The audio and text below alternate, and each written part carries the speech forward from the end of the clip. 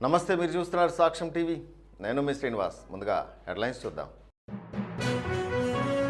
ఉదాన్ scheme కింద 3 విమానాశ్రయాలను ప్రారంభించిన ప్రధాని మోదీ.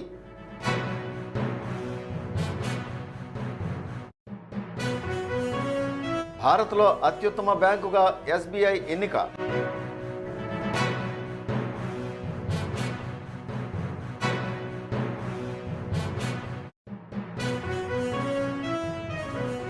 ఘనంగా నిర్వహించిన 115వ మన్ కీ బాత్ రేడియో కార్యక్రమం. పాల్గొన్న ప్రధాని మోదీ.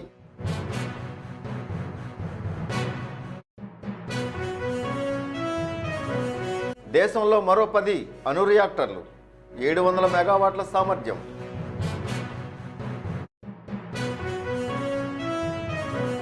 అంతరించిపోతున్న వృక్ష జంతు జాతులు ప్రకటించిన కేంద్ర పర్యావరణ శాఖ. అమెరికాలో ఈకోలి బ్యాక్టీరియా, ఒకరి మృతి, 49 మందికి అస్వస్థత. ఇక వివరాలు చూద్దాం.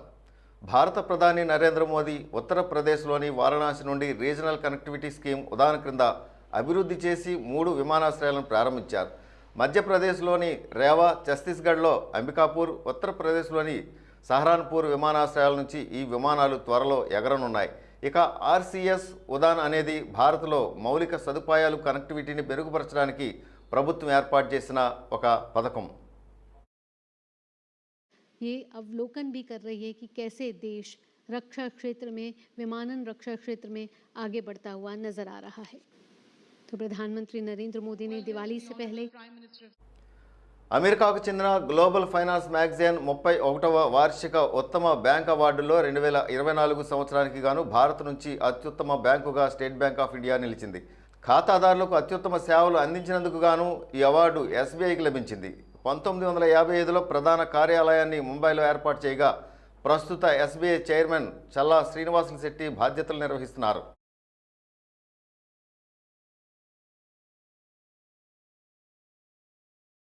భారతదేశం ప్రతి యుగంలో కొన్ని సవాళ్లను ఎదుర్కొంటుందని భారత ప్రధాని నరేంద్ర మోదీ అన్నారు.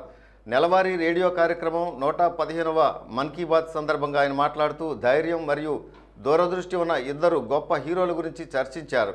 వారిలో సర్దార్ వల్లభాయ్ పటేల్ మరియు బిర్సా ముండా. వీరిద్దరి 150వ జయంతి నవంబర్ 15న కావడం విశేషమన్నారు.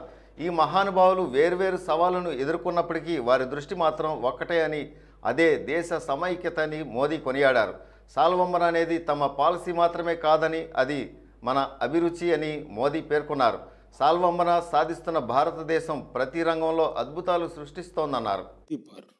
उनकी जन्मस्थली झारखंड के उलिहातू गांव गया था। इस यात्रा का मुझ पर बहुत बड़ा प्रभाव पड़ा। मैं देश का पहला प्रधानमंत्री हूं जिसे इस पवित्र भूमि की मिट्टी को अपने मस्तक से लगाने का सौभाग्य मिला। उस क्षण मुझे न सिर्फ स्वतंत्रता संग्राम की शक्ति महसूस हुई, बल्कि इस धरती की शक्ति से जुड़ने का भी अवसर मिला। मुझे एहसास हुआ कि कैसे एक संकल्प को पूरा करने का साहस देश के करोड़ों लोगों का भाग्य बदल सकता है। साथियों, भारत में हर युग में कुछ चुनौतियां आई और हर युग में ऐसे असाधारण भारतवासी जन्मे जिन्होंने इन चुनौतियों का सामना किया। आज की मन की बात में मैं साहस और दूरदृष्टि रखने वाले ऐसे ही 2 महानायकों की चर्चा करूंगा। इनकी 150वीं जन्म जयंती को देश ने मनाने का निश्चय किया है। 31 अक्टूबर से सरदार पटेल का 150वीं जन्म जयंती का वर्ष शुरू होगा। इसके बाद 15 नवंबर से भगवान बिरसा मुंडा का 150वां जन्म जयंती वर्ष शुरू होगा। इन दोनों महापुरुष ने अलग अलग चुनौतियां देखी, लेकिन दोनों का विजन एक था, देश की एकता। साथियों, बीते वर्षों में देश ने ऐसे महान नायक नायिकाओं की जन्म जयंतियों को नई ऊर्जा से मनाकर नई पीढ़ी को नई प्रेरणा दी है। आपको याद होगा, जब हमने महात्मा गांधी जी की 150वीं जन्म जयंती मनाई थी तो कितना कुछ खास हुआ था। न्यूयॉर्क के टाइम्स स्क्वायर से अफ्रीका के छोटे से गांव तक विश्व के लोगों ने भारत के सत्य और अहिंसा के संदेश को समझा, उसे फिर से जाना, उसे जिया। नौजवानों से बुजुर्गों तक, भारतीयों से विदेशियों तक, हर किसी ने गांधी जी के उपदेशों को नए संदर्भ में समझा, नई वैश्विक परिस्थितियों में उन्हें जाना। जब हमने स्वामी विवेकानंद जी की 150वीं जन्म जयंती मनाई, तो देश के नौजवानों ने भारत की आध्यात्मिक और सांस्कृतिक शक्ति को नई परिभाषाओं में समझा। इन योजनाओं ने हमें ये एहसास दिलाया कि हमारे महापुरुष अतीत में खो नहीं जाते, बल्कि उनका जीवन हमारे वर्तमान को भविष्य का रास्ता दिखाता है। साथियों, सरकार ने भले इन महान विभूतियों की 150वीं जन्म जयंती को राष्ट्रीय स्तर पर मनाने का निर्णय लिया है, लेकिन आपकी सहभागिता ही इस अभियान में प्राण भरेगी, इसे जीवंत बनाएगी। मैं आप सभी से आग्रह करूंगा कि आप इस अभियान का हिस्सा बने, लौह पुरुष सरदार पटेल से जुड़े अपने विचार और कार्य #सरदार150 के साथ साझा करें और धरती आबा बिरसा मुंडा की प्रेरणाओं को बिरसा मुंडा 150 के साथ दुनिया के सामने लाए। आइए एक साथ मिलकर इस उत्सव को भारत की अनेकता में एकता का उत्सव बनाएं, इसे विरासत से विकास का उत्सव बनाएं।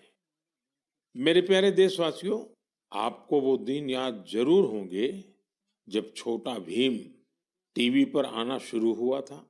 बच्चे तो इसे कभी भूल नहीं सकते। कितना एक्साइटमेंट था छोटा भीम को लेकर। आपको हैरानी होगी कि आज ढोलकपुर का ढोल सिर्फ भारत में ही नहीं, बल्कि दूसरे देश के बच्चों को भी खूब अट्रैक्ट करता है। इसी तरह हमारे दूसरे एनिमेटेड सीरियल्स कृष्णा, हनुमान, मोटू पतलू के चाहने वाले भी दुनिया भर में हैं। भारत के एनिमेशन कैरेक्टर्स, यहाँ की एनिमेशन मूवीज अपने कंटेंट और क्रिएटिविटी की वजह से दुनिया भर में पसंद की जा रही है।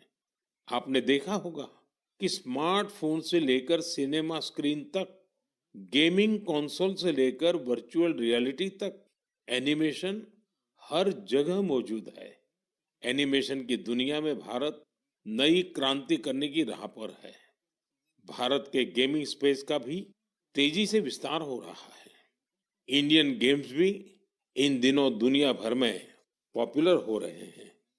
कुछ महीने पहले मैंने भारत के लीडिंग गेमर्स के साथ मुलाकात की थी।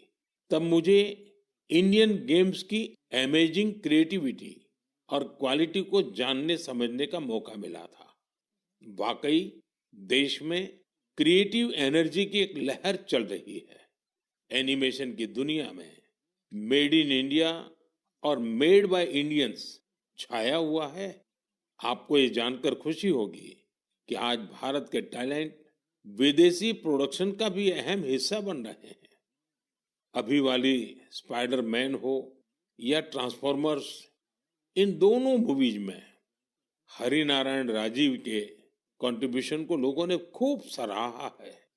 भारत के एनिमेशन स्टूडियो डिज्नी और वार्नर ब्रदर्स जैसी दुनिया के जाने माने प्रोडक्शन कंपनीज के साथ काम कर रहे हैं।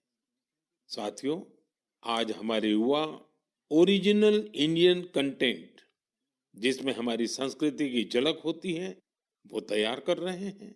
इन्हें दुनिया भर में देखा जा रहा है। एनिमेशन सेक्टर आज एक ऐसी इंडस्ट्री का रूप ले चुका है कि जो दूसरी इंडस्ट्रीज को ताकत दे रहा है। जैसे इन दिनों वीआर टूरिज्म बहुत फेमस हो रहा है। आप वर्चुअल टूर के माध्यम से अजंता की गुफाओं को देख सकते हैं, कोणार्क मंदिर के कॉरिडोर में टहल सकते हैं, या फिर वाराणसी के घाटों का आनंद ले सकते हैं। ये सभी वीआर एनिमेशन भारत के क्रिएटर्स ने तैयार किए हैं। वीआर के माध्यम से इन जगहों को देखने के बाद कई लोग वास्तविकता में इन पर्यटन स्थलों का दौरा करना चाहते हैं। यानी टूरिस्ट डेस्टिनेशन का वर्चुअल टूर लोगों के मन में जिज्ञासा पैदा करने का माध्यम बन गया है। आज इस सेक्टर में एनिमेटर्स के साथ ही story tellers, writers, voice over experts, musicians, game developers, VR और एआर एक्सपर्ट्स, उनकी भी मांग लगातार बढ़ती जा रही है। इसलिए मैं भारत के युवाओं से कहूंगा, अपनी क्रिएटिविटी को विस्तार दे। क्या पता दुनिया का अगला सुपरहिट एनिमेशन आपके कंप्यूटर से निकले, अगला वायरल गेम आपका क्रिएशन हो सकता है। एजुकेशनल एनिमेशंस में आपका इनोवेशन बड़ी सफलता हासिल कर सकता है।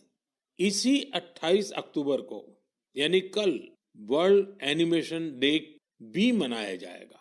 आइए हम भारत को ग्लोबल एनिमेशन पावर हाउस बनाने का संकल्प लें। मेरे प्यारे देशवासियों, स्वामी विवेकानंद ने एक बार सफलता का मंत्र दिया था। उनका मंत्र था, कोई एक आइडिया लीजिए, उस एक आइडिया को अपनी जिंदगी बनाइए, उसे सोचिए, उसका सपना देखिए, उसे जीना शुरू करिए। आज आत्मनिर्भर भारत अभियान भी सफलता के इसी मंत्र पर चल रहा है। ये अभियान हमारी सामूहिक चेतना का हिस्सा बन गया है, लगातार पग पग पर हमारी प्रेरणा बन गया है। आत्मनिर्भरता हमारी पॉलिसी ही नहीं, हमारा पैशन बन गया है। बहुत साल नहीं हुए, सिर्फ 10 साल पहले की बात है। तब अगर कोई कहता था कि किसी कॉम्प्लेक्स टेक्नोलॉजी को भारत में विकसित करना है, तो कई लोगों को विश्वास नहीं होता था, तो कई उपहास उड़ाते थे। लेकिन आज वही लोग देश की सफलता को देखकर अचंभे में रहते हैं। आत्मनिर्भर हो रहा भारत हर सेक्टर में कमाल कर रहा है। आप सोचिए, एक जमाने में मोबाइल फोन इंपोर्ट करने वाला भारत आज दुनिया का दूसरा सबसे बड़ा मैन्युफैक्चरर बन गया है। कभी दुनिया में सबसे ज्यादा डिफेंस इक्विपमेंट खरीदने वाला भारत आज 85 देशों को एक्सपोर्ट भी कर रहा है। स्पेस टेक्नोलॉजी में भारत आज चंद्रमा के साउथ पोल पर पहुंचने वाला पहला देश बना है। और एक बात तो मुझे सबसे ज्यादा अच्छी लगती है, वो ये है कि आत्मनिर्भरता का ये अभियान अब सिर्फ सरकारी अभियान नहीं है। अब आत्मनिर्भर भारत अभियान एक जन अभियान बन रहा है। हर क्षेत्र में उपलब्धियां हासिल कर रहे हैं। जैसे इसी महीने लद्दाख के हानले में हमने एशिया की सबसे बड़ी इमेजिंग टेलीस्कोप मैस का भी उद्घाटन किया है। ये 4300 मीटर की ऊंचाई पर स्थित है। जानते हैं इसकी भी खास बात क्या है? ये मेड इन इंडिया है। सोचिए, जिस स्थान पर -30 डिग्री की ठंड पड़ती हो, जहां ऑक्सीजन तक का अभाव हो, वहां हमारे वैज्ञानिकों और लोकल इंडस्ट्री ने वो कर दिखाया है जो एशिया के किसी देश ने नहीं किया।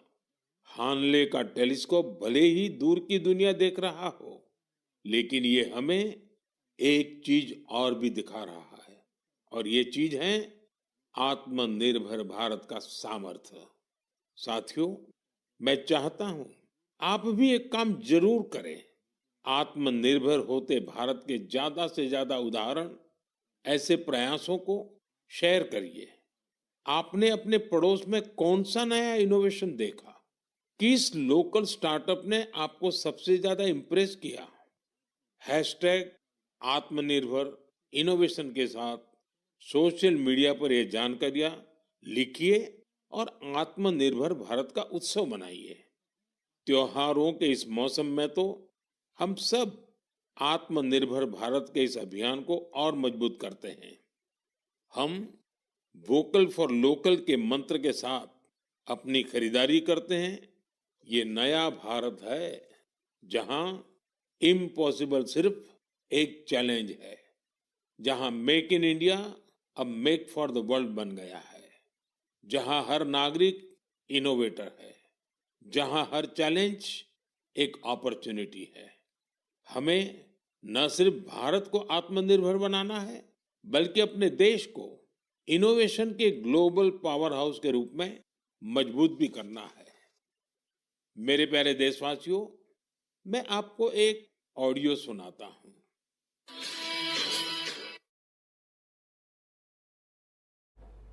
దేశంలో మరో 10 అణు రియాక్టర్లు ఏర్పాటు చేస్తున్నట్లు పార్లమెంటు సంఘానికి కేంద్ర ప్రభుత్వం తెలిపింది. కొత్త రియాక్టర్లు గుజరాత్, రాజస్థాన్, హర్యానా తదితర ప్రాంతాల్లో ఏర్పాటు చేస్తున్నట్లు వెల్లడించింది. ఒక్కో అణు రియాక్టర్ సామర్థ్యం 700 మెగావాట్లు ఉంటుందని స్పష్టం చేసింది.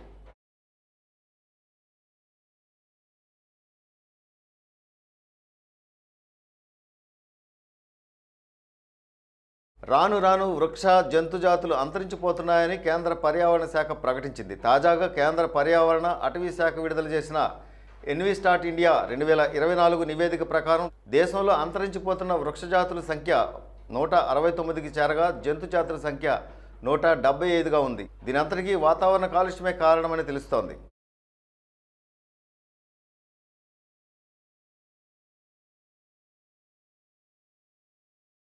అమెరికాలోని కొలండాలో మెకానా గోల్డ్ రెస్టారెంట్లో తిన్న ఆహార పదార్థాల్లోని ఈకోలీ బ్యాక్టీరియా కారణంగా ఒకరు ప్రాణాలు కోల్పోగా 49 మందికి పైగా అస్వస్థతకు గురయ్యారని Centers for Disease Control and Prevention పేర్కొంది.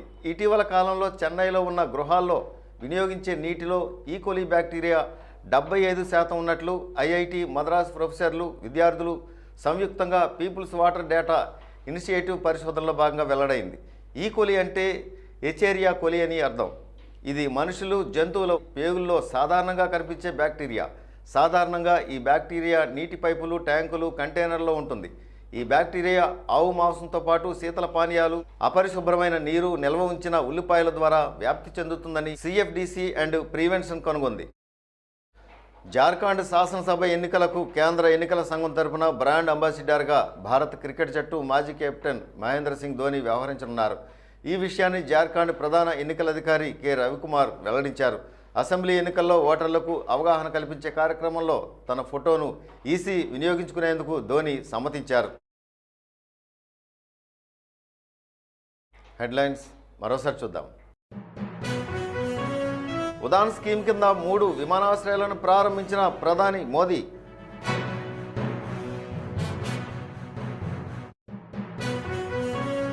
భారత్లో అత్యుత్తమ బ్యాంకుగా ఎస్బీఐ ఎన్నిక.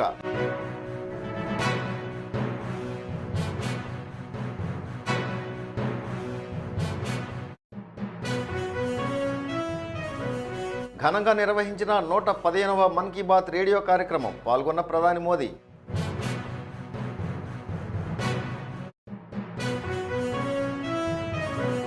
దేశంలో మరో 10 అణు రియాక్టర్లు, 700 మెగావాట్ల సామర్థ్యం.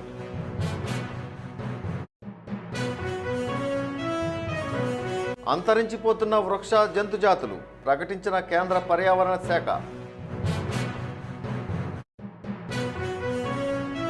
అమెరికాలో ఈకోలీ బ్యాక్టీరియా, ఒకరి మృతి, 49 మందికి అస్వస్థత. ఇవి ఇప్పటివరకు నా న్యూస్ అప్డేట్స్. మరిన్ని అప్డేట్స్తో మళ్ళీ కలుద్దాం. అంతవరకు చూస్తూనే ఉండండి సాక్ష్యం టీవీ. నమస్కారం.